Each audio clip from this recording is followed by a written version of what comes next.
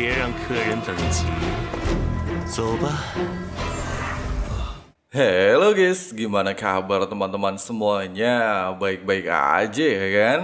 Nah, di video kali ini kita bakalan ngelanjutin lagi pembahasan alur cerita Donghua The Great Ruler episode 82 ya guys ya. Seperti biasa buat teman-teman yang baru gabung atau belum sempat nyimak pembahasan alur cerita episode sebelumnya, Abang Frank saranin nonton dulu ya guys ya. Untuk linknya udah ada di kolom deskripsi. Oke lah guys, nggak usah kebanyakan drama lagi di awal video. Langsung aja simetriskan posisi serban kalian. Inilah waktunya kita baku hantam.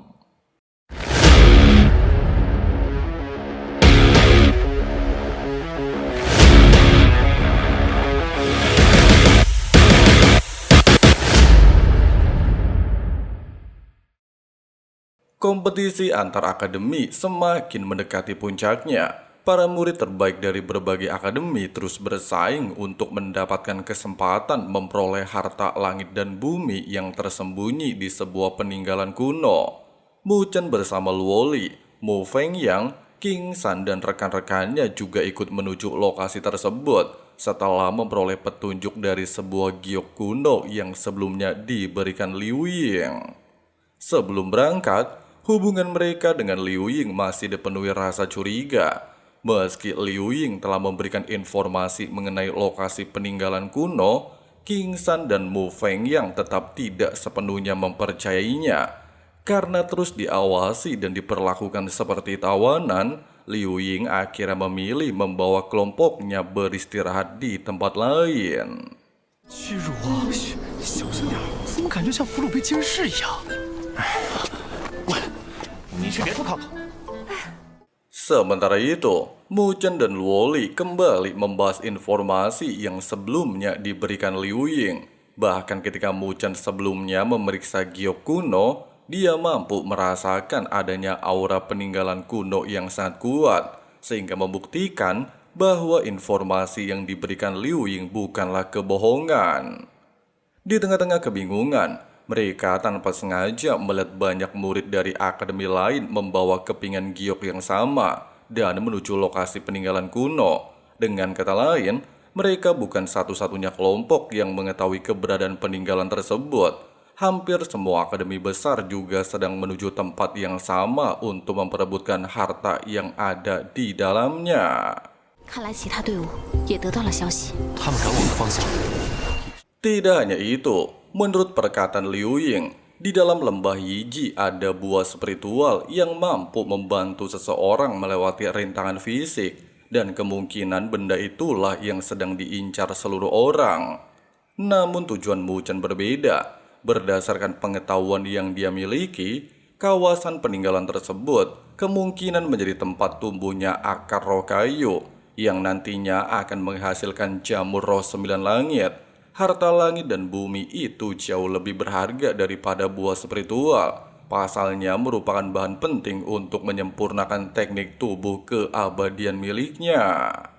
Luoli yang melihat Mu Chen begitu serius akhirnya bertanya mengenai alasan sebenarnya. Setelah sempat ragu, Mu Chen memutuskan menceritakan rahasia yang selama ini dia sembunyikan. Di saat berada di Gunung Sengling, dia tanpa sengaja memperoleh teknik tubuh keabadian, salah satu teknik kultivasi tubuh terkuat di dunia.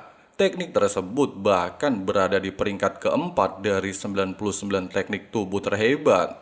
Jika berhasil disempurnakan, teknik itu bisa berkembang menjadi tubuh abadi yang hampir tidak bisa dihancurkan. Dengan adanya fakta tersebut, Mu Chen meminta Luoli merahasiakannya. Pasalnya keberadaan teknik tubuh keabadian sangatlah penting. Jika tersebar, para Master Heavenly Sofrek sekalipun pastilah akan memburunya dan menjadi bencana besar bagi mereka. Meskipun resiko mempelajari teknik tersebut sangat tinggi, namun Mu Chen tidaklah goyah. Selain ingin menjadi kuat demi melindungi Luoli, dia juga ingin menemukan keberadaan ibunya. Ucapan tulus tersebut langsung membuat Luoli sangat tersentuh. Meskipun dia harus memikul tanggung jawab sebagai penerus klan Dewa Luo, namun Luoli tetaplah bertekad untuk terus berada di sisi Muchen. Suasana hangat tersebut tiba-tiba terhenti ketika mereka melihat Ho Yingying, seorang wanita yang pernah memiliki konflik dengan Muchen saat berada di jalan spiritual. Bahkan demi menghindari masalah yang tidak perlu, Muchen berpura-pura tidak mengenalnya dan memilih tetap tenang, serta mengajak rombongan menuju lokasi peninggalan kuno.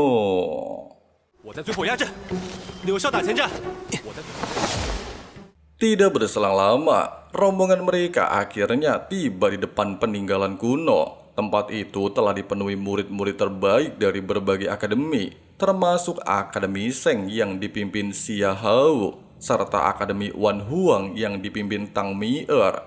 Semua orang menunggu kesempatan memasuki peninggalan dan bersiap memperebutkan harta yang ada di dalamnya. Agar identitasnya tidak menarik perhatian Ho Yingying maupun musuh lainnya, Muchen membuat rencana yang cukup unik. Dia meminta Mu Fengyang menyamar sebagai dirinya, sedangkan dia sendiri bersembunyi di antara keramaian sambil mengamati situasi. 这遗迹里面的东西肯定是见者有份儿。到底要怎么个征法？你给大家出个章程吧。 Di depan gerbang peninggalan, para peserta mulai berdebat mengenai cara memasuki kawasan tersebut. Bahkan menyadari Akademi Beichang juga hadir di tempat ini, Tang Mi-er lantas bertanya bagaimana cara mereka membagi harta tersebut. Di saat Mu Fengyang mengatakan siapapun yang berjodoh berhak mendapatkan harta apapun di tempat ini, seorang murid Akademi Seng dengan sombong menghinanya. Menurutnya, kultivator yang masih berada di tingkat akhir Heaven Span sama sekali tidak layak bersaing dengan murid Akademi Seng. Mendengarkan ejekan tersebut, Mu Fengyang yang sedang menyamar sebagai Muchen tetap tenang. Dia bahkan menyombongkan diri telah berhasil melewati ujian fisik.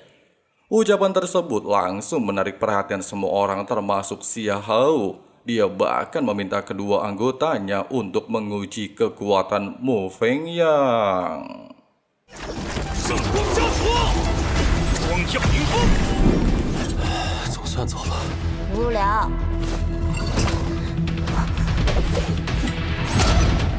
Di saat keadaan mulai berbahaya, Muchen akhirnya muncul bersama Luoli. Mereka langsung menghentikan serangan musuh. Luoli mengayunkan pedangnya dengan kecepatan luar biasa, sehingga memaksa dua murid Akademi Seng mundur. Kekuatan pasangan tersebut membuat semua orang menyadari bahwa Akademi Beichang bukan lawan yang bisa diremehkan. Melihat kedua bawahannya gagal, Xia Hao akhirnya turun tangan. Dia mengeluarkan tekanan spiritual yang sangat kuat, sehingga membuat langit dipenuhi aura mengerikan. Banyak peserta memilih mundur karena tidak sanggup menahan tekanan tersebut. Namun Muchen tidak gentar. Dia mengaktifkan teknik tangan Dewa Petir dan menghimpun energi petir dalam jumlah besar. Kedua teknik itu bertabrakan dan menghasilkan ledakan dahsyat yang mengguncang seluruh area. Semua orang jelas tercengang. Pasalnya Muchen mampu menahan serangan Xia Hao meski tingkat kultivasinya masih lebih rendah. Sebelum pertarungan kembali berlanjut, cahaya kemasan tiba-tiba memancar dari dalam peninggalan. Aura kuno yang sangat kuat memenuhi langit sebagai tanda bahwa peninggalan akhirnya terbuka. Tanpa membuang waktu, seluruh peserta segera menghentikan pertarungan dan bergegas memasuki kawasan tersebut. Muchen bahkan sempat memperkenalkan dirinya kepada Xia Hao menggunakan nama Mu Fengyang sebagai balasan atas penyamaran sebelumnya. Tingkahnya lantas membuat Mu Fengyang kebingungan dan enggan melanjutkan penyamaran. Sedangkan Luoli hanya tersenyum melihat strategi aneh yang sedang digunakan calon suaminya. Bersama dengan hal tersebut dan melihat satu persatu anggota terjatuh, kelompok Muchen menyadari ada sebuah formasi kuno menutupi seluruh wilayah, sehingga semua orang kehilangan kemampuan untuk terbang. Dengan adanya fakta tersebut, Muchen memilih tidak terburu-buru. Dia sengaja membiarkan kelompok lain berjalan lebih dahulu. Pasalnya dia yakin peninggalan seperti ini pastilah dipenuhi perangkap mematikan. Sementara itu di dalam hutan peninggalan kuno, seorang kultivator kejam bernama Zhen King dari Akademi Sui diam-diam mengawasi setiap orang yang masuk. Dia memiliki teknik spiritual mengerikan yang mampu mengubah mayat para kultivator menjadi boneka hidup yang sepenuhnya berada di bawah kendalinya. Semakin banyak korban yang terbunuh, semakin besar pula pasukan boneka yang dia miliki. 美感的极致。别让客人等急，走吧。 Sementara itu, kelompok Muchen mulai merasakan keanehan. Walaupun ratusan peserta telah lebih dulu memasuki hutan, suasana justru sangat sunyi. Tidak terdengar suara pertarungan maupun aktivitas manusia.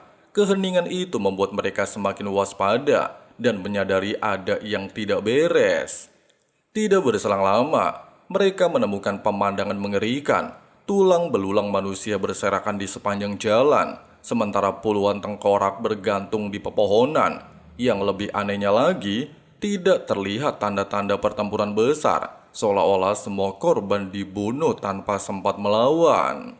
Belum sempat mereka memahami keadaan, tanaman merambat yang dipenuhi energi spiritual tiba-tiba menyerang dari segala arah.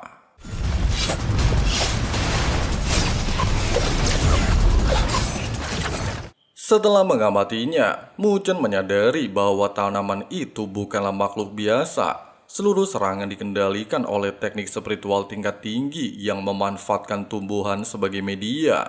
Dengan kata lain, peninggalan kuno tersebut memang dirancang sebagai jebakan mematikan. Di tempat lain, kelompok Tang Mi-er juga mengalami nasib serupa. Mereka diserang oleh sekelompok kultivator yang ternyata telah berubah menjadi boneka hidup. Karena tidak memiliki rasa sakit maupun rasa takut, para boneka sangat sulit dikalahkan. Meskipun Tang Mi-er dan rekan-rekannya terus melawan, jumlah boneka hidup semakin banyak hingga mereka perlahan terdesak. Menyadari seluruh kawasan peninggalan sebenarnya adalah perangkap raksasa yang sengaja dibuat untuk membunuh siapapun yang masuk, Tang Mi-er lantas memerintahkan seluruh rekannya mundur sambil terus bertahan.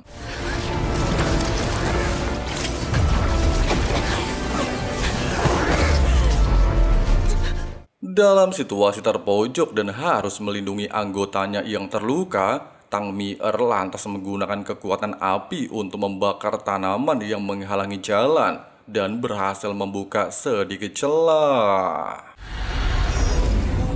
Meskipun berhasil mendapatkan kesempatan bernafas, namun penggunaan energi spiritual justru mempercepat racun yang sebelumnya dia terima dari tanaman rambat. Bahkan bersamaan dengan hal tersebut, Xia Hao dan anggotanya muncul dengan senyum penuh percaya diri. Dia memandang kelompok Tang Mi-er seperti mangsa yang sudah tidak memiliki harapan untuk melarikan diri. Nah guys, sebelum udahan, kita bahas sedikit aja preview episode 83 nantinya ya guys ya. Kelompok Muchen masih berjuang menembus hutan yang dipenuhi tanaman spiritual mematikan.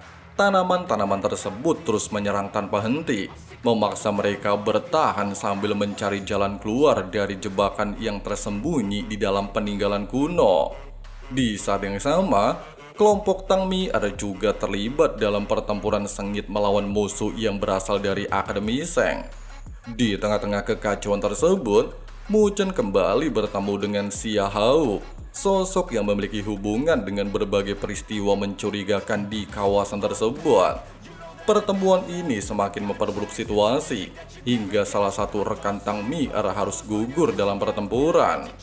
Setelah pertarungan mereda, kedua kelompok akhirnya menemukan buah spiritual yang selama ini menjadi incaran para peserta kompetisi. Namun harapan mereka berubah menjadi kewaspadaan ketika menyadari bahwa kemunculan buah tersebut bukanlah keberuntungan, melainkan sebuah umpan yang sengaja dipasang oleh Akademi Sui untuk menjebak siapapun yang tergoda mendekatinya. Waduh, seru ya guys ya. Oke lah guys, segitu dulu untuk pembahasan kali ini. Dan kelanjutannya kita bahas lagi di hari Jumat depan ya guys ya. Makasih banyak banget buat teman-teman yang udah nonton videonya sampai habis. Di sini Abang Frank pamit undur diri dulu. See you and bye-bye. Don't wanna test your luck with